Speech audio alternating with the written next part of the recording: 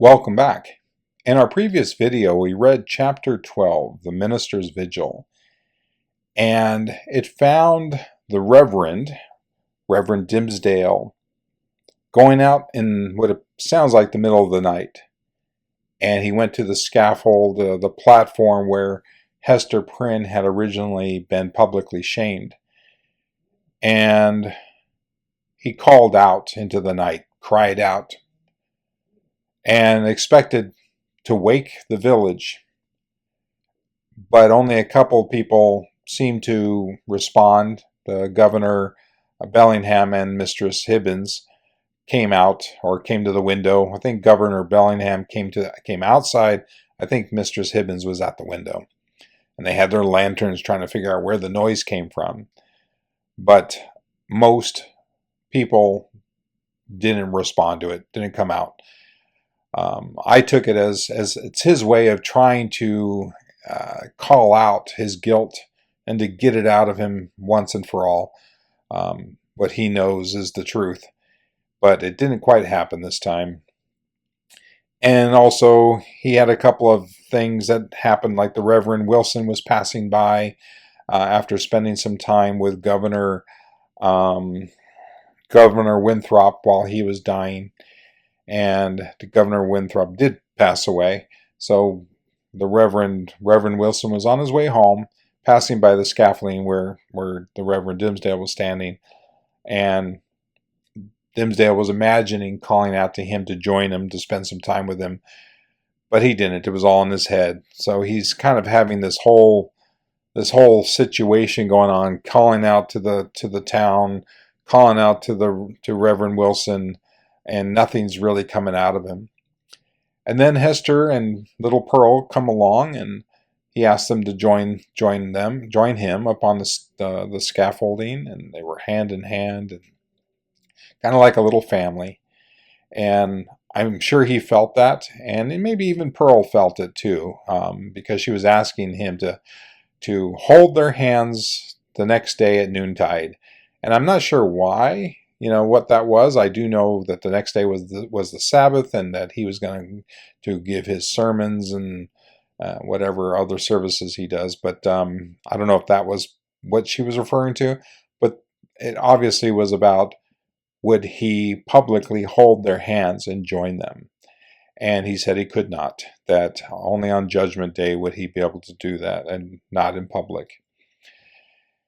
And then comes along Roger Chillingworth, who said he was with the Governor Winthrop at his deathbed to try to ease the situation, probably to just help him pass when he did pass away.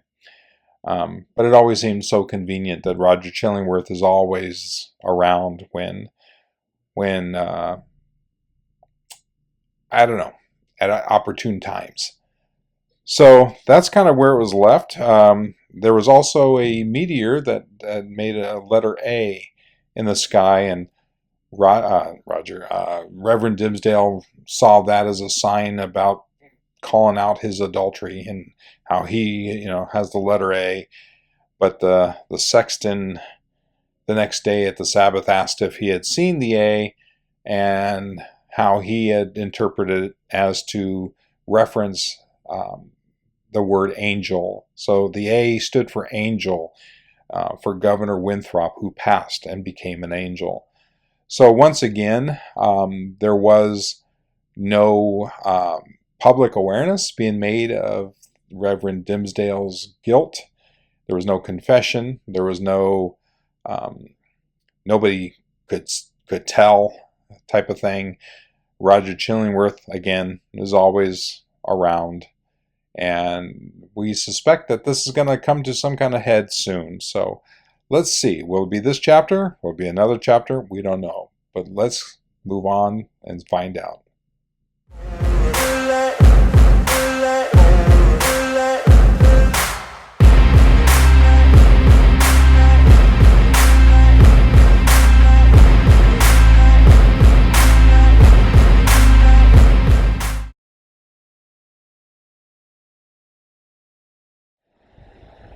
Chapter 13, Another View of Hester.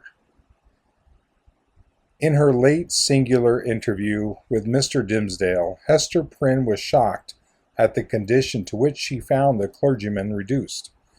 His nerves seemed absolutely destroyed. His moral force was abased into more than childish weakness. It groveled helpless on the ground, even while his intellectual faculties retained their pristine strength, or had perhaps acquired a morbid energy, which disease only could have given them. With her knowledge of a train of circumstances hidden from all others, she could readily infer that, besides the legitimate action of his own conscience, a terrible machinery had been brought to bear and was still operating on Mr. Dimmesdale's well-being and repose. Knowing what this poor fallen man had once been, her whole soul was moved by the shuddering terror with which he had appealed to her, the outcast woman, for support against his instinctively discovered enemy. She decided, moreover, that he had a right to her utmost aid. Little accustomed in her long seclusion from society to measure her ideas of right and wrong by any standard external to herself, Hester saw, or seemed to see, that there lay a responsibility upon her in reference to the clergyman, which she owed to no other, nor to the whole world besides. The links that united her to the rest of humankind, links of flowers or silk or gold or whatever the material, had all been broken. Here was the iron link of mutual crime, which neither he nor she could break. Like all other ties, it brought along with it its obligations. Hester Prynne did not now occupy precisely the same position in which we beheld her during the earlier periods of her ignominy. Years had come and gone. Pearl was now 7 years old. Her mother, with the Scarlet Letter on her breast, glittering in the fantastic embroidery, had long been a familiar object to the townspeople. As is apt to be the case when a person stands out in any prominence before the community, and at the same time interferes neither with the public nor individual interest and convenience, a species of general regard had ultimately grown up in reference to Hester Prynne. It is to the credit of human nature that, except where its selfishness is brought into play, it loves more readily than it hates. Hatred, by a gradual and quiet process, will even be transformed to love, unless the change be impeded by a continually new irritation of the original feeling of hostility. In this matter of Hester Prynne, there was neither irritation nor irksomeness. She never battled with the public, but submitted uncomplainingly to its worst usage. She made no claim upon it in requital for what she suffered. She did not weigh upon its sympathies. Then also the blameless purity of her life during all these years in which she had been set apart to infamy was reckoned largely in her favor. With nothing now to lose in the sight of mankind, and with no hope, and seemingly no wish of gaining anything, it could only be a genuine regard for virtue that had brought back the poor wanderer to its paths. It was perceived, too, that while Hester never put forward even the humblest title to share in the world's privileges, further than to breathe the common air and earn daily bread for little Pearl and herself by the faithful labor of her hands, she was quick to acknowledge her sisterhood with the race of man, whenever benefits were to be conferred, none so ready as she to give of her little substance to every demand of poverty, even though the bitter-hearted pauper threw back a jibe in requital of the food brought regularly to his door, or the garments wrought for him by the fingers that could have embroidered a monarch's robe. None so self-devoted as Hester, when pestilence stalked through the town. In all seasons of calamity, indeed, whether general or of individuals, the outcast of society at once found her place. She came, not as a guest, but as a rightful inmate, into the household that was darkened by trouble, as if its gloomy twilight were a medium in which she was entitled to hold intercourse with her fellow creatures. There glimmered the embroidered letter with comfort in its unearthly ray. Elsewhere, the token of sin, it was the taper of the sick chamber. It had even thrown its gleam in the sufferer's hard extremity across the verge of time. It had shown him where to set his foot, while the light of earth was fast becoming dim, and ere the light of futurity could reach him. In such emergencies, Hester's nature showed itself warm and rich, a wellspring of human tenderness, unfailing to every real demand, and inexhaustible by the largest. Her breast, with its badge of shame, was but the softer pillow for the head that needed one. She was self-ordained a sister of mercy, or we may rather say the world's heavy hand had so ordained her, when neither the world nor she looked forward to this result. The letter was the symbol of her calling. Such helpfulness was found in her, so much power to do and power to sympathize, that many people refused to interpret the letter A by its original signification. They said that it meant able. So strong was Hester Prynne with a woman's strength. It was only the darkened house that could contain her. When sunshine came again, she was not there. Her shadow had faded across the threshold. The helpful inmate had departed, without one backward glance to gather up the meed of gratitude, if any were in the hearts of those whom she had served so zealously. Meeting them in the street, she never raised her head to receive their greeting. If they were resolute to accost her, she laid her finger on the scarlet letter and passed on. This might be pride, but was so like humility that it produced all the softening influence of the latter quality on the public mind. The public is despotic in its temper.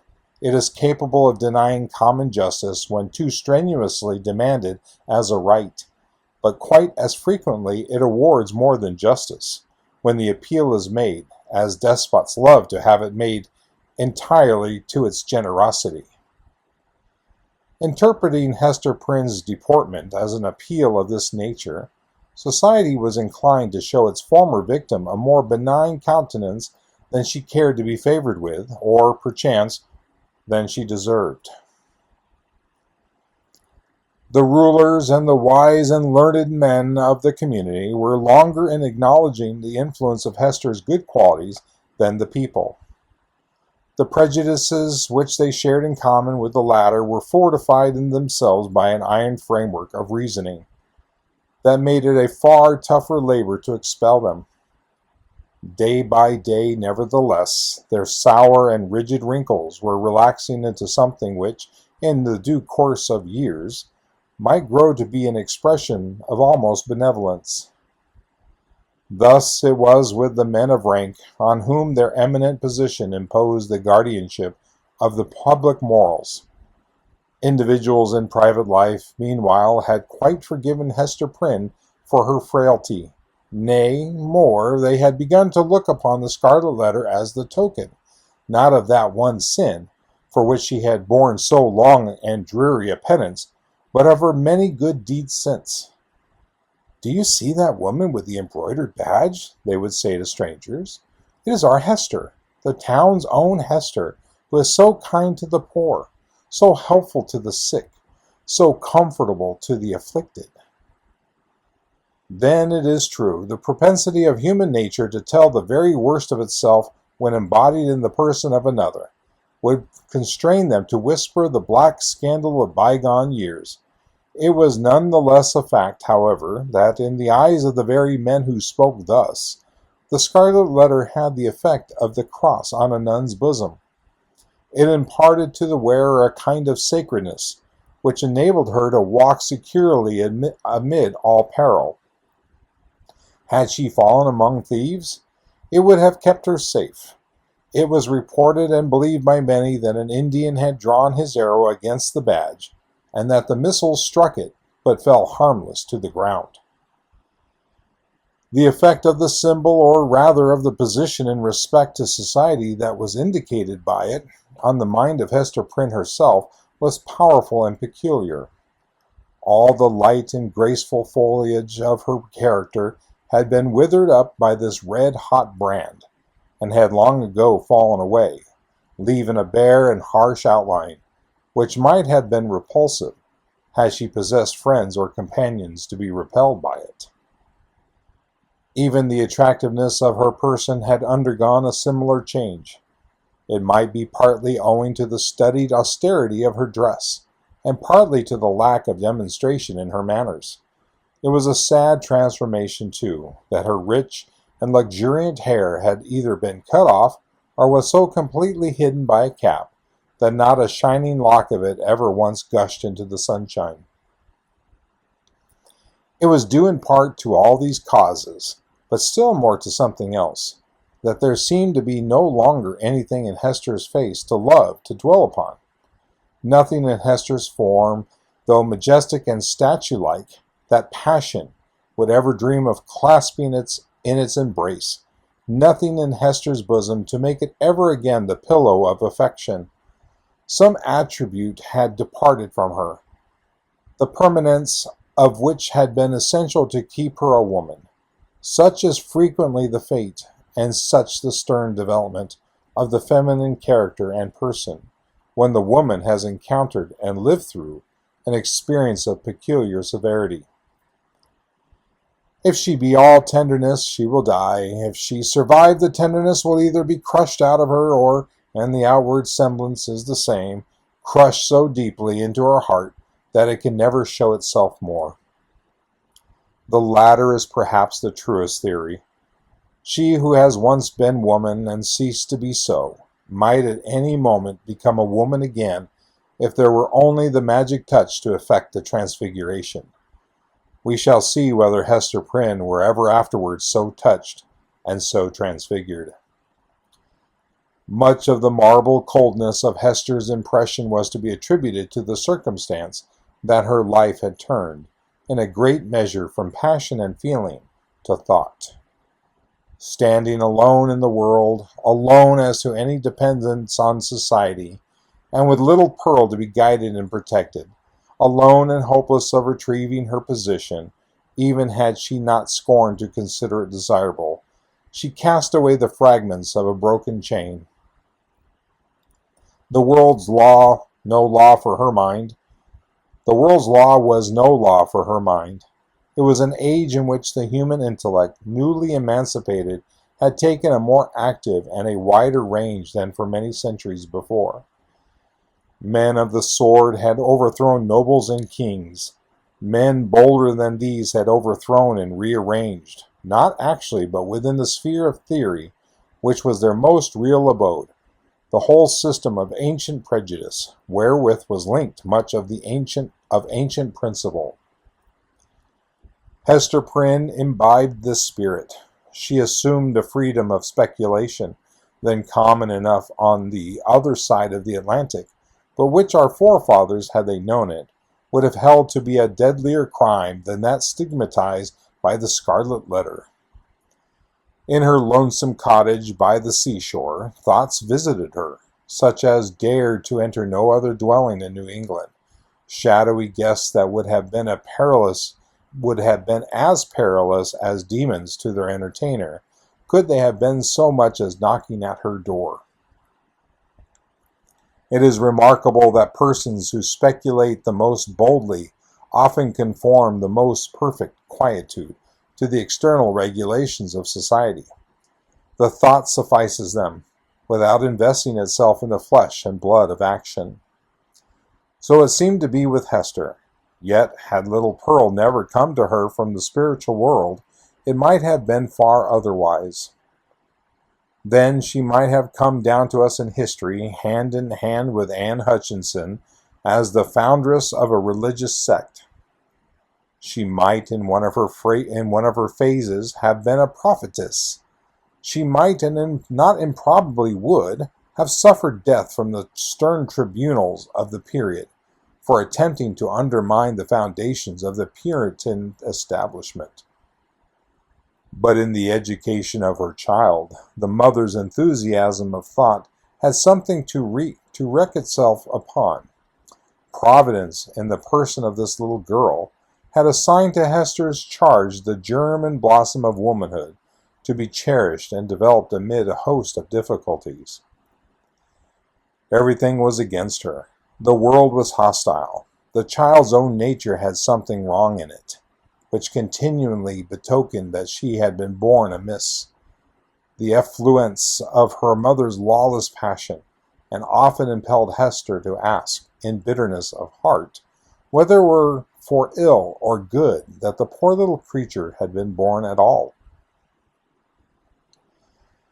Indeed, the same dark question often rose into her mind, with reference to the whole race of womanhood. Was existence worth accepting, even to the happiest among them?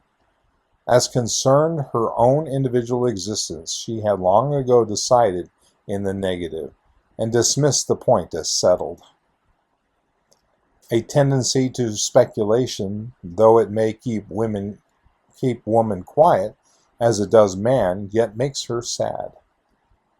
She discerns, it may be, such a hopeless task before her. As a first step, the whole system of society is to be torn down and built up anew. Then the very nature of the opposite sex, or its long hereditary habit, which has become like nature, is to be essentially modified, before woman can be allowed to assume what seems a fair and suitable position. Finally, all other difficulties being obviated, woman cannot take advantage of these preliminary reforms until she herself shall have undergone a still mightier change, in which perhaps the ethereal essence, wherein she has her truest life, will be found to have evaporated. A woman never overcomes these problems by any exercise of thought. They are not to be solved or only in one way. If her heart chance to come uppermost, they vanish. Thus Hester Prynne, whose heart had lost its regular and healthy throb, wandered without a clue in the dark labyrinth of mind, now turned aside by an insurmountable precipice, now starting back from a deep chasm. There was wild and ghastly scenery all around her, and a home and comfort nowhere.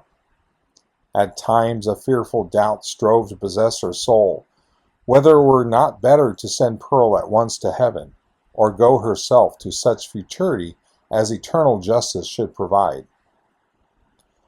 The Scarlet Letter had not done its office.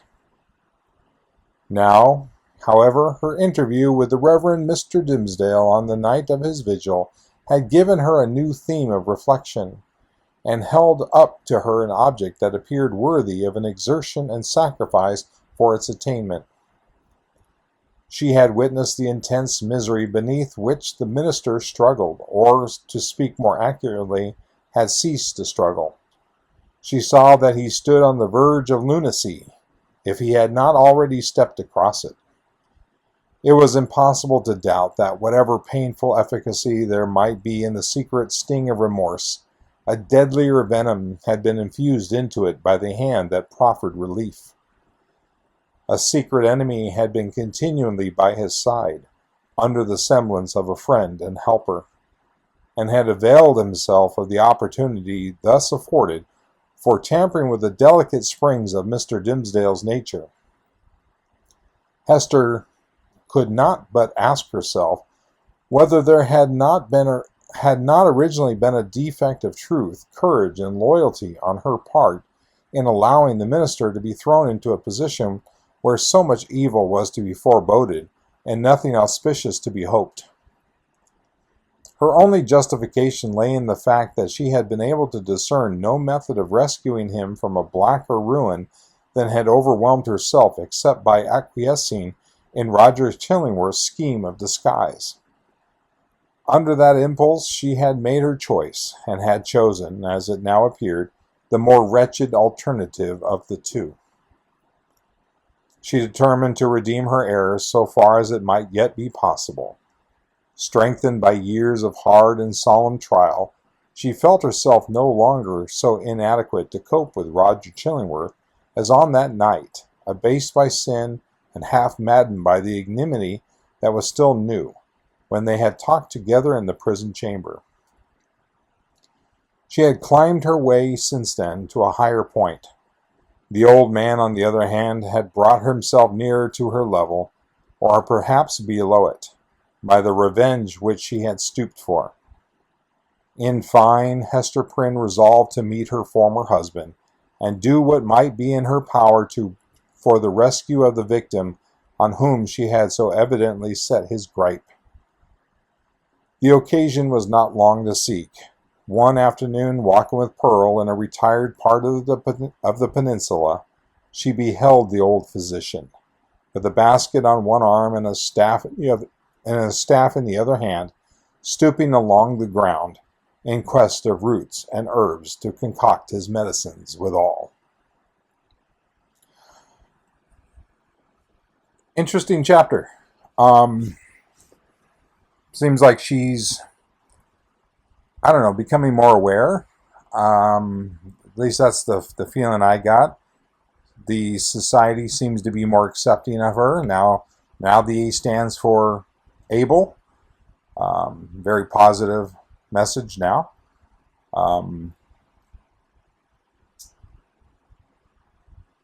Seems like she's also questioning if little Pearl was a burden or a blessing. Is it a curse or a gift? It's kind of, I think she's still trying to figure out, how she ultimately feels about that. And it sounds like she's making up her mind to do a little confrontation here with a couple of people and a couple of situations. So, very interesting. Not a lot of dialogue, just a lot of insight on this chapter. But nevertheless, very nice, very good. And I hope you enjoyed it. On to the next one.